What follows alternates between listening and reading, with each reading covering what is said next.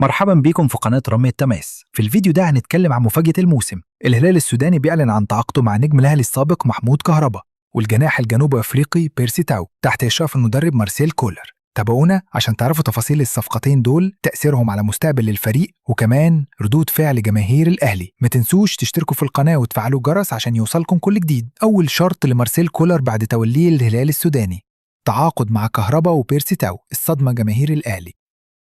في مفاجأة هتهز جماهير الأهلي بشكل كبير. كشف مصدر قريب من المدرب مارسيل كولر إنه كان أول شرط ليه بعد توليه تدريب الهلال السوداني هو التعاقد مع محمود كهربا وبيرسي تاو.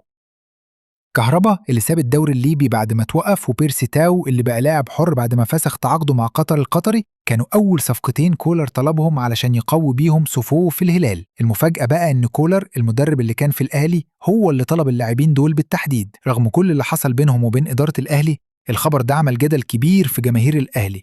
في ناس شايفوا إن كهربا وبيرسي تاو كانوا من أبرز اللاعبين في الفريق ومش سهل إنهم يرحلوا، خصوصا بعد المشاكل اللي حصلت مع إدارة الأهلي. بعض الجماهير شايفة إن الانتقال ده خطوة ضربة للأهلي، خصوصا وإنهم كانوا يعتبروا كهربا وبيرسي من العناصر الأساسية في الهجوم. جماهير الأهلي لسه فاكرة كهربا وعايزين يعرفوا إذا كان فعلا هيقدر يرجع لمستواه بعد ما غاب عن الفريق في الموسم اللي فات بسبب الخلافات مع الإدارة. والنهارده هو رايح للهلال السوداني تحت إشراف كولر، فده فتح باب التساؤلات حول مستقبله. أما بيرسي تاو، اللاعب اللي مر بموسم صعب مع الأهلي ورحل لقطر القطري، فسماع جماهير الأهلي عن فسخ عقده مع قطر وانتقاله للهلال السوداني كان صدمة تانية. هل بيرسي تاو هيقدر يحقق اللي محققوشه مع الأهلي ولا هيواجه نفس التحديات؟ الصفقتين دول جوه بتوجيهات كولر، المدرب اللي عارف كويس ازاي يدير الفرق الكبيرة.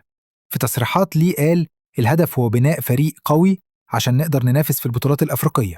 كهربا وبيرسي تاو عندهم خبرة كبيرة وهم قادرين على إحداث الفارق. الصفقتين دول أكيد هيزيدوا التوتر بين جماهير الأهلي والهلال. هل جماهير الأهلي هتقدر تقبل إن اللاعبين دول يبقوا في فريق منافس؟ وهل هم هيساعدوا الهلال في المنافسة على البطولات؟ أو يمكن جماهير الأهلي هتشوفهم دايماً جزء من تاريخهم؟ هل رحيل كهربا وبيرسي تاو عن الأهلي كان قرار صح؟ ولا كولر اختارهم لسبب تاني؟ هل تعتقدوا إن الانتقال ده هيأثر على علاقة الأهلي والهلال؟ قولوا لنا في التعليقات، وما تنسوش تشتركوا في القناة وتفعلوا الجرس عشان يوصلكم كل جديد.